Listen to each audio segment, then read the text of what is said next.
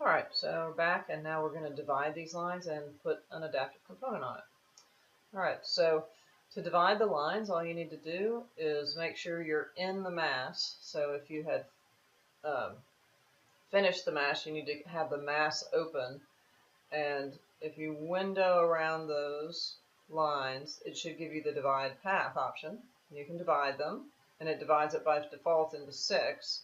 And what I'm going to do is I'm going to put a parameter on them so I can change the division instead of picking each one and doing it or having to pick them all. I can set a parameter on it, so I just select the little gray box that associates a family parameter with that amount, and I make a new parameter, and I call it division. And I'll make it an instance. Click OK, and click OK.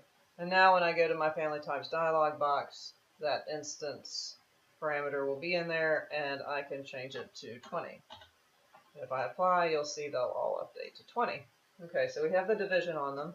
And now we want to place a component. So we have 4 lines, and we want a 4-pointed component. So if I scroll down here, you may need to load these from the zip file that I gave you, but I have a diamond bridge line, and I'm recommending that you start out with line families just for speed, and if it breaks, it's not a big deal. You didn't spend a lot of time on it. So what I'm going to do is I'm actually going to maximize this window and kind of zoom in, and I'll pick one of these lines and orbit around so I can see all the lines.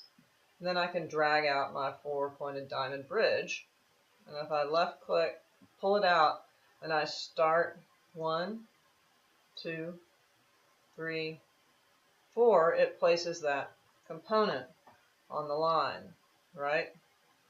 And then you can repeat it. So if I repeat that component, it will repeat it right across that bridge. Now I can do many things like change the division. So if I went into here, I can change the division to 12 and apply, or 24 and apply, right? I can also change if I have other 4-pointed components in there. So if I pick the overall component itself and there are other 4-pointed components, it will allow me to pick those. So if I go to this diamond bridge surface, right, that has a surface instead of just lines, and it will just switch one out for the other and associate those points. If it has more than or less than 4 points, it won't allow you to flip it out. Now I can also do something like come into my section, and I could pick, let's go ahead and close hidden windows, and I'll go to my 3D view and window tile, ZA, zoom in on this guy, and I could come in and let's say move that line. So what we have is a line with a divided path with nodes that has a component attached to it. So I have to tab in to get to the line underneath the divided path. And if I pick that, I can move that up, and you'll see the entire rig adjust. You could go and move these in and out, or we could, like elongate one end, like this guy over here. If I tab in, should be able to move that line out, right? And it'll push all of those forward. So you can do many things and control many aspects of the particular bridge.